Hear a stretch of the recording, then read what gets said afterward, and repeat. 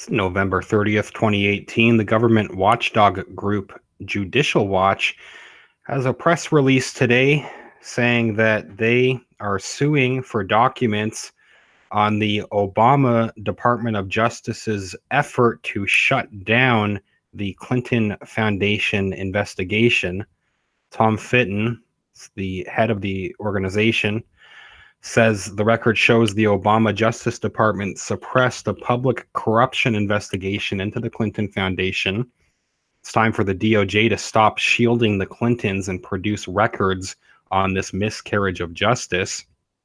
So they have a press release on their website, and they explain that they've announced today that they filed this Freedom of Information Act lawsuit against the U.S. Department of Justice for all records of communications involving any investigation by the FBI into the Clinton Foundation, the Department of Justice. Now, this organization, Judicial Watch, people, many probably familiar with them, they do have a fairly good track record of actually retrieving some of these documents. One that I have brought up recently, it is significant with some of the things going on with the Mueller investigation. Tony Podesta of the Podesta Group is being looked at in that investigation, and he was forced to resign. The Podesta Group essentially shut down because of their they didn't disclose some of these foreign lobbying ties that had been exposed recently. Now, John Podesta, who was Hillary Clinton's campaign manager, another person most people following the channel probably familiar with, but he says that he hasn't worked for the Podesta Group since 1993 is what John Podesta has officially been saying at Judicial Watch. They recently got another batch of documents where they had proven that John Podesta, Hillary Clinton's former campaign manager, was in 2013, just one example, 20 years after John Podesta claims that he left the Podesta Group, he's still lobbying for them. He was lobbying for a deal with JetBlue and Puerto Rico. And they say in the series of emails, just contact either John or colleague, or John's brother Tony or colleague. So basically contact either brother and it doesn't matter. Meanwhile, John Podesta is working for the Obama administration. He's working for Hillary Clinton. He was working for Bill Clinton before that. The whole time he was saying he didn't work for the Podesta Group. The Podesta Group is in trouble, and John Podesta's lobbying for them has been, Judicial Watch has helped expose that recently. So just one example.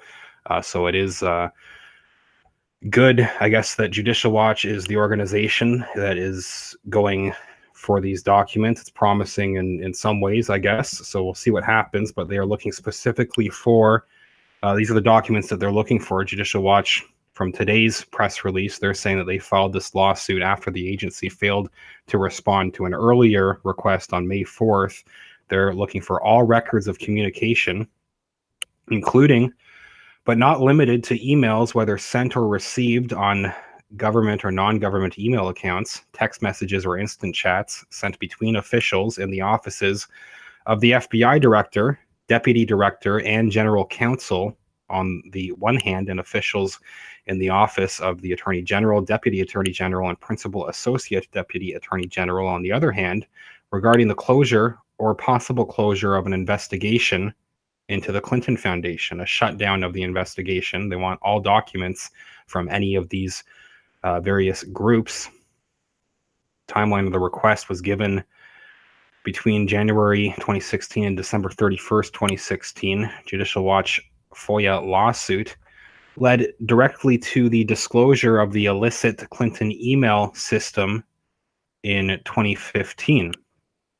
In August 2016, a related Judicial Watch FOIA lawsuit broke open the story. So a couple other examples from the same organization, Judicial Watch, breaking some pretty important information from previous successful attempts to get similar documents. They had previously, they point out, broken open the story and began making conflict of interest documents public with pertaining to Clinton, showing that in April of 2009, controversial Clinton Foundation official Doug Band, these officials focus on this Clinton Foundation official, Doug Band, who pushed for a job for an associate. In the email, Band tells Hillary Clinton's former aides at the State Department, Cheryl Mills and Huma Abedin, that it is important to take care of redacted. It's redacted in the documents. It's important to take care of, they don't say. Band is reassured by Abedin that, quote, personnel has been sending him options. You see that Band was co-founder of Teneo Strategy with Bill Clinton and a top official of the Clinton Foundation, including its Clinton Global Initiative. Included in that document production was a 2009 email in which Band directs Huma Abedin and Mills to the Lebanese Nigerian billionaire and Clinton Foundation donor in touch with the State Department substance person on Lebanon. Band notes that this donor is the key guy there in Lebanon and to us, and insists that Abedin call Jeffrey Feltman to connect him to this donor. Now, Abedin's role in this, Abedin, obviously one of Hillary Clinton's top aides, caught up in a number of these different scandals previously, but just following up on something that I had talked about earlier this morning, and it's more people are talking about it as of a few hours ago. I was surprised that there weren't more mainstream outlets talking about this press release that the Department of Justice had quietly announced these charges, but over a pretty serious $8 billion money laundering scandal, or a scandal related to an $8 billion contract that they had fraudulently made fake pictures over these fake facilities that this organization was building. The people running this group, the three people facing charges, Abul Huda Faruqi, his brother, and a third person, are the Faruqis have close connections to several top Democrats. So I did a video on this earlier. I won't recap everything, but Dianne Feinstein, the Faruqis are longtime donors. Daily Caller article from 2013 notes that they're longtime donors to California Senator Dianne Feinstein. They'd also contributed generously to Obama for America, and the family's closest affiliations with the Clintons between 1995 and 2008. The Faruqi family members, including two associated with the same Unitrans International, one of the organizations part of this group, and they also note the organization's part of this scandal. They also note that the $8 billion contract was under the Obama administration, and that was after many of the group's fraudulent business practices run by Faruqi had already become public record. So why did they get the contract is one question. I did a video on that just with this release talking about Huma Abedin again. After I did the video, I found this. Again, more people had been talking about it in the last couple of hours. It was getting some attention. I've only seen one or two mainstream sources saying anything about it, but here's a picture, and it looks like this is Abul Faruqi right beside Huma Abedin. In this picture, Huma Abedin, one of Hillary Clinton's top aides, right beside Abul Faruqi, who is just yesterday, there was this press release announcing these major charges over this $8 billion contract fraud. See that picture of Abul there. A couple other close-ups of him as well. So that a couple of people have shared that picture since then. That seems significant. Going back to this most recent lawsuit from Judicial Watch, the press release from Judicial Watch today. So they're talking about Abedin's role with Band, in communications with Band.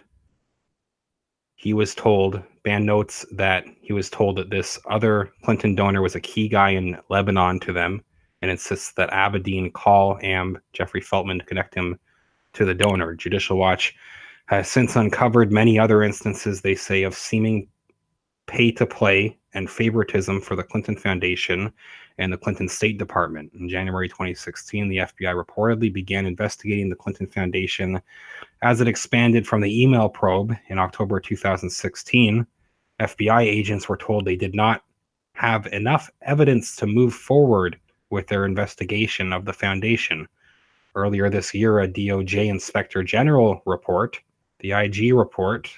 People have spent a lot of time looking through that, and there were a lot of interesting details included there. But part of that was detailed evidence that the Obama DOJ sought to shut down the FBI investigation of the Clinton Foundation. Obama's Justice Department worked to shut down any investigation into the Clinton Foundation. One section, we have a quote, one section here says, McCabe, the fired former deputy director of the FBI, told the OIG that on August 12th, 2016, he received a telephone call from the principal associate deputy attorney general regarding the FBI's handling of the Clinton Foundation investigation.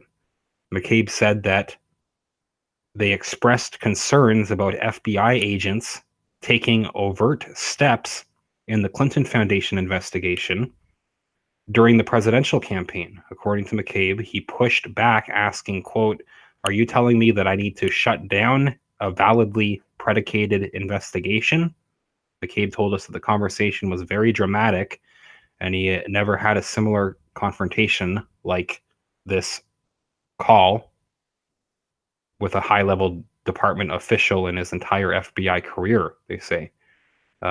They closed saying reportedly senior DOJ officials refused FBI requests to issue subpoenas on Clinton Foundation issues in 2016 as well. Then in January 2018, reports surfaced that the FBI reportedly launched a new investigation into potential Clinton Foundation pay-to-play, but there's been no indication it is proceeding. There's very few details publicly. Even still, on October 18th, 2018, one U.S. representative, the chairman of the House Judiciary Committee, had announced that the release of former FBI Deputy Director Andrew McCabe's disciplinary file, which, another quote says, reminds us how the Obama Justice Department wanted to shut down the Clinton Foundation investigation during the 2016 presidential election. The record shows that the Obama Justice Department suppressed a public corruption investigation into the Clinton Foundation. That's what Tom Fitton of Judicial Watch has also said. He asks that it's time for the DOJ to stop shielding the Clintons, stop protecting the Clintons, and produce records on this miscarriage of justice. So they asked to continue following there. Judicial Watch will, imagine, follow up with more updates as well. Also continuing to follow these interesting charges that they've announced in the DOJ. Again, some more people talking about that, but definitely something to look further into, and any further connections back to Abedin, other Clinton associates. We already know that they've made some major donations to a lot of major Democrats. It's another very interesting story as well. Also, just announced in the last about 10 minutes, I guess just before I close off, I just happened to see, being on Tom Fitton's Twitter page, he had just shared, I'll have to confirm this elsewhere, but one source saying that just in less than the last hour, that in Florida, Brenda Snipes, who has been accused of helping rig many different elections for Democrats in Florida. I'd spent quite a bit of time talking about Brenda Snipes here. She's been under fire by a lot of different people. She's resigned, apparently. She's been suspended. She had resigned and was expected to step down in the coming months. She has actually been suspended by Rick Scott, Brenda Snipes, this elections supervisor who's been the center of a lot of controversy. So another interesting development. I just happened to be on, it was announced on the same Twitter page that has been posting this press release about this new lawsuit on the Clinton Foundation. So a lot of interesting developments. I'll continue to follow everything here. Let me know what you think about any of those recent things that have happened. I have links to my Patreon account in the video description, patreon.com/realityreader. Thanks everybody that donates over there. A couple dollars makes a huge difference. Even patreon.com/realityreader. I also have a PayPal link and a link to the press release if you want to take a look. I'll follow up soon. Leave a comment. Thank you.